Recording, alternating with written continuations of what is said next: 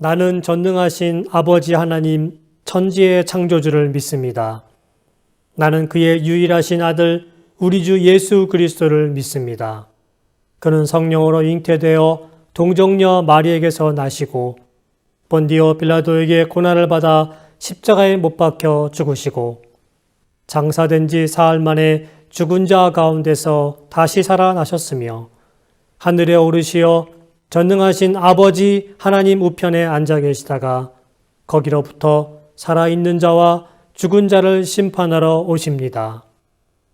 나는 성령을 믿으며 거룩한 공교회와 성도의 교제와 죄를 용서받는 것과 몸의 부활과 영생을 믿습니다. 아멘.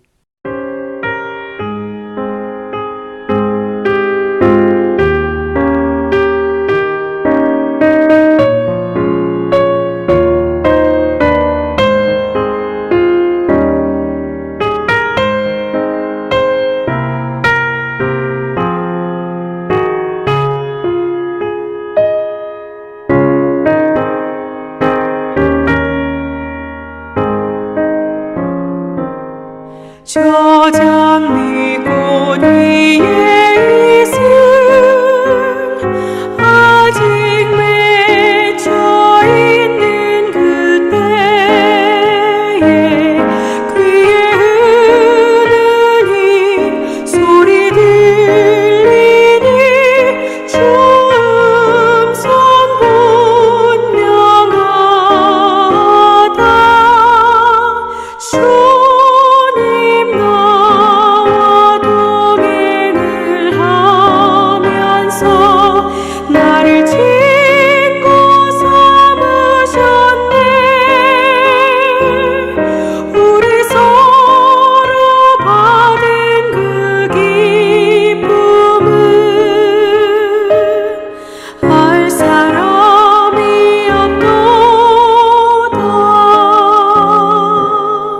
그 정한 주의 음성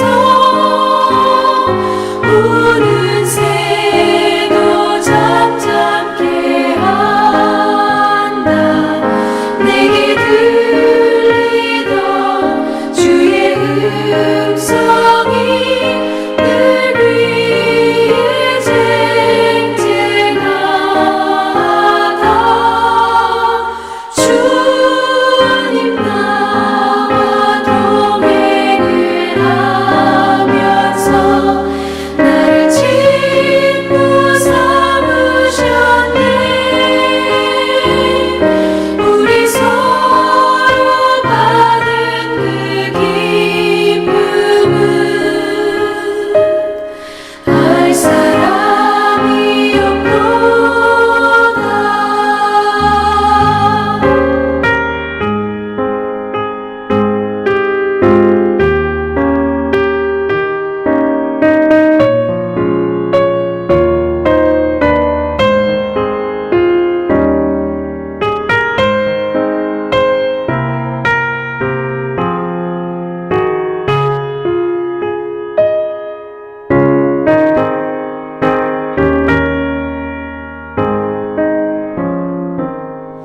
밤 깊도록 동산 안에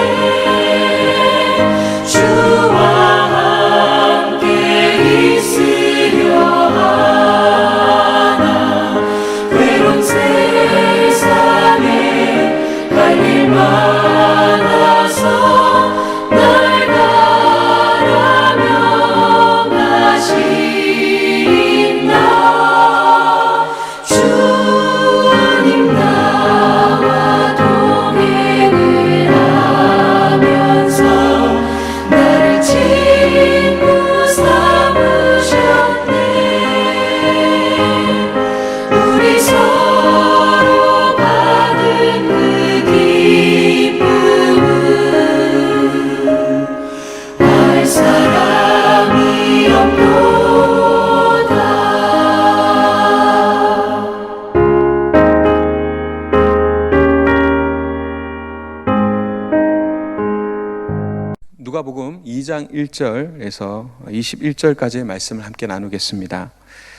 오늘 본문의 저자인 누가는 자신이 기록한 사건을 로마의 역사와 연관지어서 설명하고 있습니다.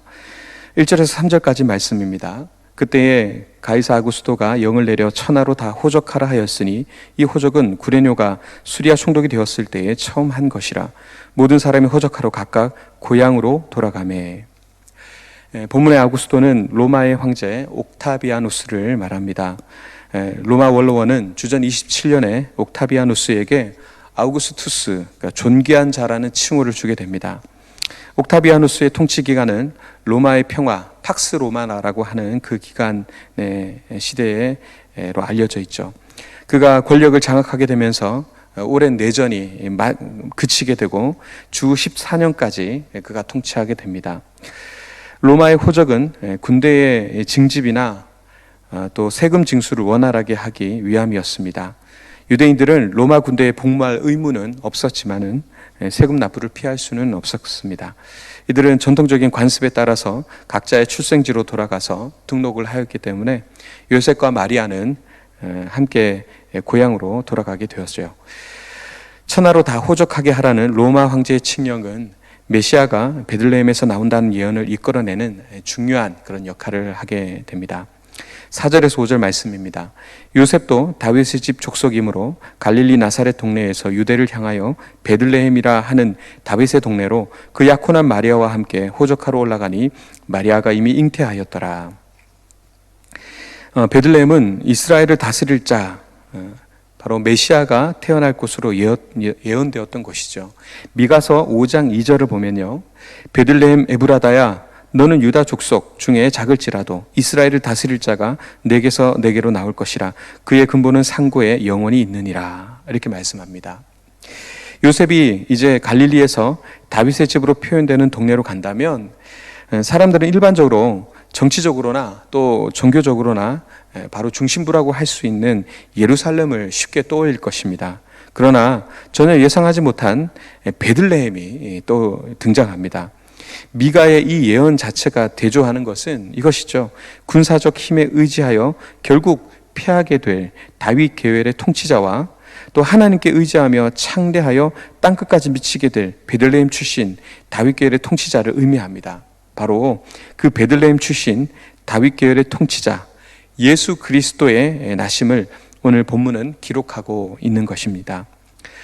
본래 여자는 호적하러 갈 때에 함께 갈 필요가 없었지만 요셉은 임신 중에 있는 마리아를 홀로 두고 갈 수 없어서 함께 동행하면서 베들레헴으로 가게 됩니다. 6절과 7절입니다. 거기 있을 그때에 해산할 날이 차서 첫 아들을 낳아 강보로 싸서 구유에 누였으니 이는 여관에 있을 곳이 없음이러라. 해산할 날이 찼고 아기가 태어나자 마리아는 아기를 싸서 구유에 누입니다. 구유가 무엇인지 우린 잘 압니다. 말이나 가축이 죽을 먹는 바로 여물통을 얘기하는 것이죠. 구유에 누일 수밖에 없었던 이유는 여관에 있을 곳이 없었기 때문이었습니다. 해산을 코앞에 둔 여인에게 아무리 본인이 먼저 와서 방을 선점하였다고 할지라도 잠시 그래도 아이를 낳는 그 가족들에게 자리를 내주는 것이 인지상정인 것 같은데, 근데 그것 하나 양보해 줄 사람이 한 사람도 아무도 없었다는 것이죠. 그 결과 하나님의 아들이 이 땅에 오셨음에도 불구하고 누일 곳이 없었다. 그렇게 성경은 표현하고 있습니다. 예수님께서는 하늘나라의 모든 권세와 또 영광을 포기하시고 또 이 인간들을 구원하시기 위해 낮고 천한 이 땅에 오셨는데 사람들은요, 그가 누울 만한 장소도 주지 않았고 그리고 그 예수를 환영하지 않았습니다. 그것도 자기 백성인 유대인들, 다윗의 집 가문 사람들로부터 외면당하신 것이죠. 자신의 권리만을 주장하는 사람들로 인하여 거할 곳이 없어 구유에 누인 예수님의 그 초라한 모습을 한번 생각해 봅니다. 누가는 본문을 통해서 왕 중의 왕이 가난하고 비천한 환경에서 태어나셨음을 보여주고 있습니다. 인간으로서 섬기기 위해 태어나신 그 분을 강조하고 있는 것이죠. 그러나 모두가 다 예수님의 탄생을 외면했던 것은 아닙니다. 8절에서 9절을 보면 그 지역의 목자들이 밤에 밖에서 자기 양떼를 지키더니 주의 사자가 곁에 서고 주의 영광이 그들을 두루 비침에 크게 무서워하는지라, 이렇게 기록되어 있습니다. 당시 유대 사회에서 힘없고 멸시받았던 목자들에게 주의 천사가 나타나서 예수님의 탄생을 알립니다. 하나님께서는 세상에 어떤 권세 있는 자들이나 높은 자들이 아니라 비천한 자들, 사회적 계급이 낮은 자라고 할 수 있는 목자들에게 나타나셔서 그들에게 예수님의 탄생을 그 첫 소식을 알려주신 것입니다. 천사와의 만남에 있어서 이들은 크게 당황하였고 굉장히 두려워했습니다. 사람으로서 감당할 수 없는 하나님의 영광과 또 천사의 출현으로 인해서 그들은 두려워 견딜 수가 없었던 것이죠. 그런 그들에게 천사는 분명히 복음을 선포하고 있습니다. 10절과 12절입니다. 천사가 이르되 무서워하지 말라. 보라, 내가 온 백성에게 미칠 큰 기쁨의 좋은 소식을 너희에게 전하노라. 오늘 다윗의 동네에 너희를 위하여 구주가 나셨으니 곧 그리스도 주시니라. 너희가 가서 강보에 쌓여 구유에 뉘어 있는 아기를 보리니 이것이 너희에게 표적이라 하더니.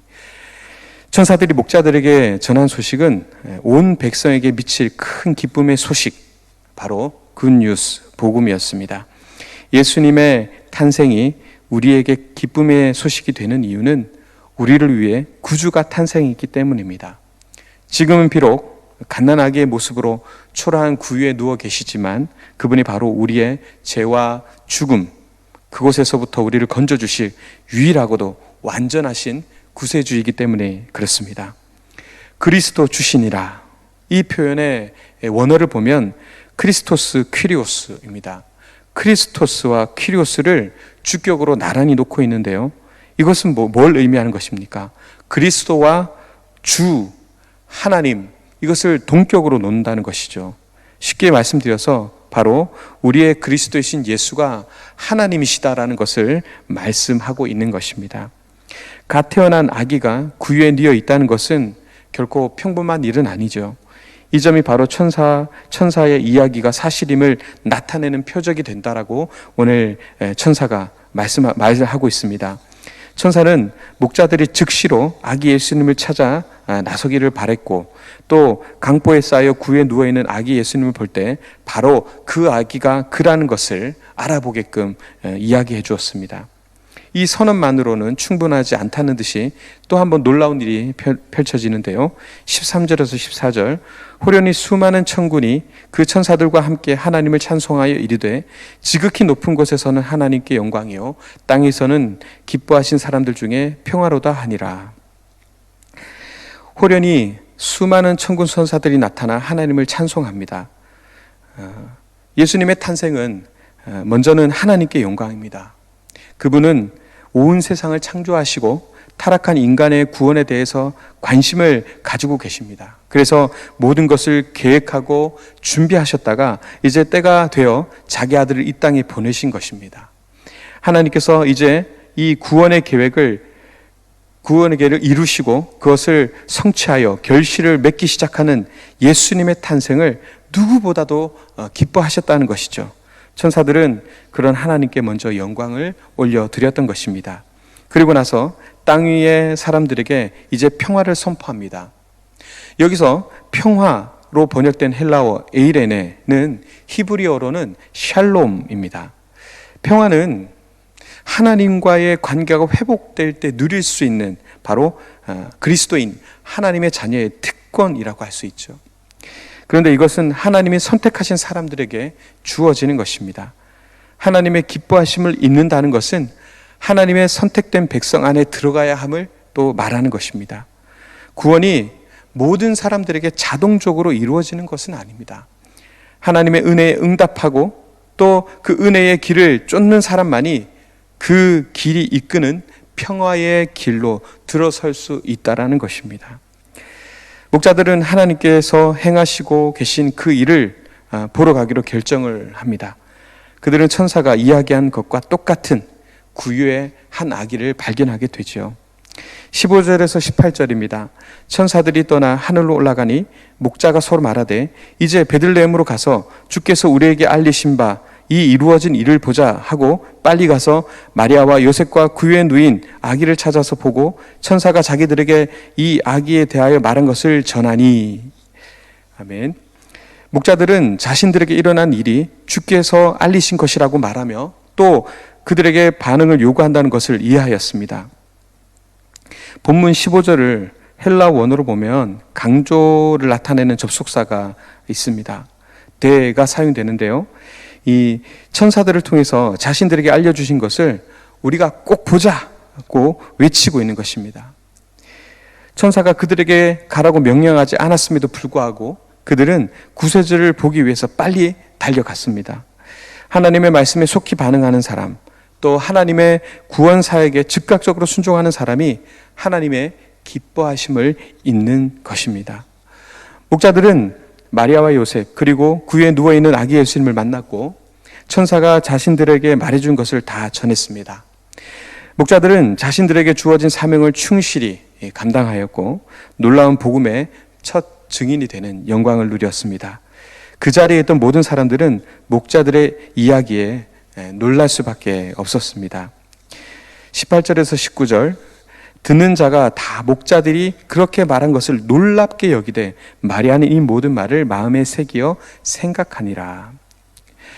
하나님의 역사하심이 선포될 때 이런 증언을 듣는 사람들은 당연히 놀라게 됩니다. 근데 이 놀란 이유는 그리스도이시며 주님이신 분이 이 비천한 환경에 태어났다는 것, 그리고 이 엄청난 소식을 겨우 목자들이 전해 주었다는 것, 이런 것들, 이들이 보인 그런 놀라움이라는 것이 하나님께서 기대하셨던 어떤 그런 수준의 믿음의 어떤 그런 기쁨, 그런 것들이 아니었다는 것이죠. 그런데 마리아는 달랐습니다. 18절에서 언급했던 그런 사람들과는 대조를 보이면서 마리아는 지금 자신에게 일어나고 있는 일에 대해서 곰곰이 생각했습니다. 19절에 나오는 생각하니라, 이 말은 미완료 과거인 시네테레이, 마리아가 이 사건들에 대해서 지속적으로 숙고하다, 지속적으로 숙고했다라는 것을 나타내는 단어입니다. 18절에서 목자들이 전해준 것들을 들었던 사람들이 보인 반응과 또 19절에서 언급되는 마리아의 반응은 분명히 차이가 있습니다. 오늘날 성경을 통해서 하나님의 말씀을 접하는 우리 또한 그저 참 신기하다, 놀랍다, 어떻게 저런 일이 있을까, 야, 저게 맞을까, 뭐 이런 반응이 아니라 마리아와 같이 마음에 새기어 깊이 생각하는 가운데 그 늘 하나님의 말씀 우리의 삶 가운데 또 묵상하고 또 그것을 되새기면서 그렇게 살아가는 인생이 되어야 되겠습니다. 20절입니다. 목자들은 자기들에게 이르던 바와 같이 듣고 본 그 모든 것으로 인하여 하나님께 영광을 돌리고 찬송하며 돌아가니라. 천사를 통해 주어진 하나님의 메시지는 그대로 이루어졌고 또 그 광경을 눈으로 목도한 목자들은 하나님께서 하신 일에 대해서 영광을 돌리며 찬송을 했습니다. 그들은 자신이 이 사건에 동참한 것에 대해서 아주 영광스럽게 생각하며 그들의 자리로 다시 돌아갔습니다. 여러분, 예수님의 이 성육신, 예수님의 이 탄생이 얼마나 우리에게 큰 사건입니까? 그 높으신 분이, 얼마나 그 존귀하신 분이 얼마나 우리를 위해서 낮아지셨는지를 우리에게 보여주는 사건입니다. 가장 높으신 분이 얼마나 겸손하게 이 땅에 오셨는지를, 또한 하나님의 놀라운 구속의 역사를 오늘 우리에게 이렇게 보여주시는 것입니다. 우리 역시 자기 자신을 부인하고 또 낮아짐과 또 섬김의 모습을 통해서 이 예수님의, 이 예수 그리스도의 모습을 닮아가는 우리가 되어야 될 줄로 믿습니다. 오늘 하루도 그 낮아짐으로 또 자기 부인으로 승리하는 저와 여러분 되시기를 주님의 이름으로 축원드립니다. 함께 기도하겠습니다. 하나님, 죄로 인해 죽을 수밖에 없는 저희를 긍휼히 여기셔서 예수님을 통해 놀라운 구원 사역을 통하여 구원해 주시니 감사드립니다.